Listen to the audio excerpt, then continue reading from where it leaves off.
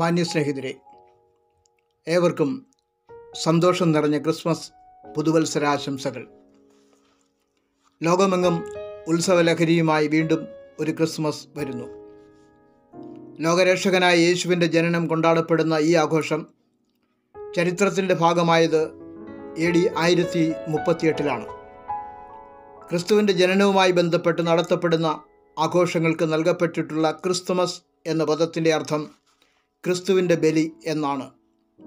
ഇതൊരു വിരോധാഭാസമായി നമുക്ക് തോന്നാം. ക്രിസ്മസ് ആഘോഷങ്ങളുമായി ബന്ധപ്പെട്ട് ഇനിയുമുണ്ട് വൈരുദ്ധ്യങ്ങൾ.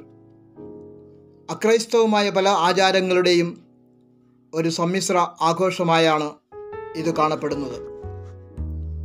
ക്രിസ്തുവിൻ്റെ ജനനം ക്രിസ്തുവിൻ്റെ ബലിയായി കൊണ്ടാടപ്പെടുക എന്നത് ആകസ്മികമെന്ന് തോന്നാമെങ്കിലും അതിൻ്റെ പിന്നിൽ ഒളിഞ്ഞിരിക്കുന്ന ഒരു വലിയ യാഥാർത്ഥ്യമുണ്ട്. അത് എന്തെന്ന് പരിശോധിക്കാം. ഹാപ്പി ക്രിസ്മസ്, മെറി ക്രിസ്മസ് എന്നെല്ലാം വിശേഷിപ്പിക്കുന്ന ക്രിസ്മസ് ആഹ്ലാദത്തിൻ്റെയും ആമോദത്തിൻ്റെയും ആഘോഷമായി ജാതിമത വ്യത്യാസം കൂടാതെ ലോകമെങ്ങും കൊണ്ടാടുന്നു. യേശുവിൻ്റെ ജനനത്തെ ബൈബിൾ വിശേഷിപ്പിക്കുന്നത് സർവ്വജനത്തിനും ഉണ്ടാകുവാനുള്ള ഒരു മഹാസന്തോഷമെന്നാണ്. ശിശുവായ യേശുവിനെ യെരുശലേം ദേവാലയത്തിൽ മാതാപിതാക്കൾ പ്രതിഷ്ഠിക്കുവാൻ കൊണ്ടുചെന്നപ്പോൾ പ്രവാചകനായ ശിമിയോൻ യേശുവിനെ കയ്യിലെടുത്തുകൊണ്ട് ഇപ്രകാരം പറഞ്ഞു: ജാതികൾക്ക് വെളിപ്പെടുവാനുള്ള പ്രകാശവും നിന്റെ ജനമായ ഇസ്രയേലിൻ്റെ മഹത്വവുമായി നീ സകല ജാതികളുടെയും മുമ്പിൽ ഒരുക്കിയിരിക്കുന്ന നിന്റെ രക്ഷയെ എൻ്റെ കണ്ണ് കണ്ടുവല്ലോ. കൂടാതെ ശിമിയോൻ യേശുവിൻ്റെ അമ്മയായ മറിയയോട് ഇപ്രകാരം പറഞ്ഞു: അനേക ഹൃദയങ്ങളിലെ വിചാരം വെളിപ്പെടേണ്ടതിന് ഇവനെ ഇസ്രയേലിൽ പലരുടെയും വീഴ്ചയ്ക്കും എഴുന്നേൽപ്പിനും മറുത്തു പറയുന്ന അടയാളത്തിനുമായി വെച്ചിരിക്കുന്നു. യേശു ലോകത്തിൽ ഒരു സമസ്യയായി തുടരുന്നതിൻ്റെ വൈരുദ്ധ്യം നമുക്കിവിടെ കാണുവാൻ കഴിയും. അതുതന്നെയാണ് ക്രിസ്മസ് ആഘോഷത്തിലും ദർശിക്കുവാൻ കഴിയുന്നത്. മനുഷ്യൻ്റെ സങ്കല്പത്തിലെ യേശു കാലിത്തൊഴുത്തിലെ പുൽക്കൂട്ടിൽ കിടക്കുന്ന ഉണ്ണിയേശുവാണ്.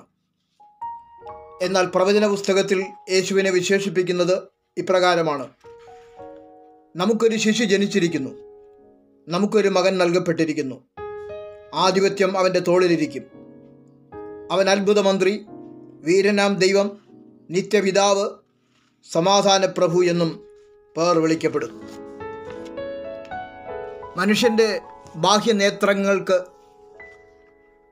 അപ്പുറം കണ്ടെത്തുവാൻ കഴിയാത്ത ആന്തരിക സത്യമാണിവിടെ അനാവരണം ചെയ്യപ്പെടുന്നത്. ഈ വെളിപ്പാട് പ്രാപിച്ച കിഴക്ക് നിന്നുള്ള വിദ്വാൻമാർ യേശുവിന് ഏകദേശം 2 വയസ്സ് പ്രായമുള്ളപ്പോൾ നസറേത്തിലെ വീട്ടിൽ ചെന്ന് ശിശുവിനെ അമ്മയായ മറിയോടുകൂടെ കണ്ട് വീണ് അവനെ നമസ്കരിച്ചു എന്നും നിക്ഷേപപാത്രങ്ങളെ തുറന്ന് യേശുവിന് പൊന്നും കുന്തിരിക്കവും മൂരും കാഴ്ചവെച്ചു എന്നും ലൂക്കോസ് 2:11 കാണുന്നു. ഈ വചനസത്യങ്ങൾക്ക് തികച്ചും വിരുദ്ധമാണ് യേശു മറിയയുടെ മകൻ എന്ന നിലയിൽ മനസ്സിലാക്കുന്നതും പഠിപ്പിക്കുന്നതും. ക്രിസ്തുമസുമായി ബന്ധപ്പെട്ട മറ്റൊരു വൈരുദ്ധ്യം, യേശുവോ അപ്പോസ്തലന്മാരോ ഒരിക്കലും യേശുവിൻ്റെ ജനനം ആഘോഷിക്കണമെന്ന് ഉപദേശം നൽകിയിട്ടില്ല എന്നതാണ്.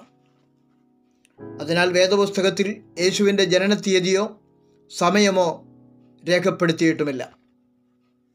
യേശുവിൻ്റെ ശിഷ്യനായ യോഹന്നാൻ സുവിശേഷം എഴുതിയപ്പോൾ യേശു ആദിയിൽ പിതാവിനോടുകൂടെ വചനമായിരുന്നു എന്നും പിന്നീട് കൃപയും സത്യവും നിറഞ്ഞവനായി മനുഷ്യരുടെ ഇടയിൽ പാർക്കുകയാണുണ്ടായതെന്നും രേഖപ്പെടുത്തി. ക്രിസ്മസ് എന്ന പദത്തിൻ്റെ അർത്ഥം സൂചിപ്പിക്കുന്നത് പോലെ ക്രിസ്തുവിൻ്റെ ജനനമല്ല, മാനവവർഗത്തിൻ്റെ പാപപരിഹാരാർത്ഥം ക്രൂശിൽ യേശു ചെയ്ത യാഗബലിയാണ് പരമപ്രധാനം. അതാണ് സുവിശേഷം. അതാണ് മനുഷ്യന് മഹാസന്തോഷം നൽകുന്നത്. അതാണ് ശിമിയോൻ പറഞ്ഞ ജാതികൾക്കൊരുക്കിയ രക്ഷ. ആ മഹൽ സന്തോഷം പ്രാപിക്കുന്നത് എങ്ങനെയെന്ന് നോക്കാം. ദൈവത്തിൻ്റെ പ്രധാന ദൂതനായ ഗബ്രിയേൽ ഇസ്രയേൽ കന്യകയായ മറിയയുടെ അടുക്കൽ വന്ന് പറഞ്ഞു: പരിശുദ്ധാത്മാവ് നിന്റെ മേൽ വരും, അത്യുന്നതൻ്റെ ശക്തി നിന്റെ മേൽ നിഴലിടും. ആകയാൽ ഉത്ഭവിക്കുന്ന വിശുദ്ധ പ്രജ ദൈവപുത്രൻ എന്ന് വിളിക്കപ്പെടും. ഈ അനുഭവമാണ് യഥാർത്ഥ ക്രിസ്മസ്. ഒരു മനുഷ്യനിൽ പരിശുദ്ധാത്മാവ് പരിവർത്തിക്കുമ്പോൾ അയാൾക്ക് പാപബോധമുണ്ടാകുകയും തനിക്ക് പാപമോചനവും രക്ഷകനും ആവശ്യമാണ് എന്ന് ബോധ്യം വരികയും ചെയ്യും. അപ്പോൾ വചനം അനുശാസിക്കും വിധം യേശുവിനെ സ്വന്തം രക്ഷിതാവും കർത്താവുമായി ഹൃദയത്തിൽ വിശ്വസിച്ച് വായ്കൊണ്ട് ഏറ്റുപറയുകയും വേണം. ഈ അനുഭവത്തെ വീണ്ടും ജനനമെന്ന് ബൈബിൾ വിശേഷിപ്പിക്കുന്നു. വീണ്ടും ജനനം പ്രാപിച്ചവർ പിതാവിൻ്റെയും പുത്രൻ്റെയും പരിശുദ്ധാത്മാവിൻ്റെയും നാമത്തിൽ നിമഞ്ജന സ്നാനം കൈക്കൊള്ളണം. വിശ്വസിക്കുകയും സ്നാനമേൽക്കുകയും ചെയ്യുന്നവൻ രക്ഷിക്കപ്പെടും, വിശ്വസിക്കാത്തവൻ ശിക്ഷാവിധിയിൽ അകപ്പെടുമെന്ന് യേശു പറഞ്ഞു. ഇപ്രകാരം സ്നാനമേൽക്കുന്നവരിൽ യേശു പരിശുദ്ധാത്മാവായി വസിക്കും. നിത്യനരക ശിക്ഷാവിധിയിൽ നിന്ന് മോചനം പ്രാപിച്ച ശേഷം സ്വർഗരാജ്യത്തിൻ്റെ പ്രത്യാശയിലും ദൈവത്തോടുള്ള സമാധാനത്തിലും ജീവിക്കുന്ന യഥാർത്ഥ ക്രിസ്തീയ ജീവിതമാണ് ബൈബിൾ വിശേഷിപ്പിക്കുന്ന മഹാസന്തോഷം നിറഞ്ഞ ജീവിതം. ക്രിസ്മസ് ആഘോഷങ്ങളുടെ ബാഹ്യമായ ആഹ്ലാദങ്ങൾക്ക് നൽകുവാൻ കഴിയാത്ത ഈ ആത്മീയ അനുഭവമാണ് ക്രിസ്തു നൽകുന്ന മഹാസന്തോഷം. താങ്കൾ ഇതുവരെ അത് പ്രാപിച്ചില്ല എങ്കിൽ ഇന്ന് പ്രാപിക്കുവാനുള്ളൊരവസരം പരിശുദ്ധാത്മാവ് ഒരിക്കൽ കൂടി താങ്കൾക്ക് നൽകുകയാണ്. ആ മഹാസന്തോഷത്തിലേക്ക് താങ്കളുടെയും കുടുംബത്തിൻ്റെയും പ്രവേശനം സാധ്യമാകുവാൻ തക്കവണ്ണം ദൈവം താങ്കളെ നയിക്കട്ടെ എന്ന പ്രാർത്ഥനയോടെ Moriah gospel mission. God bless you. Maranatha.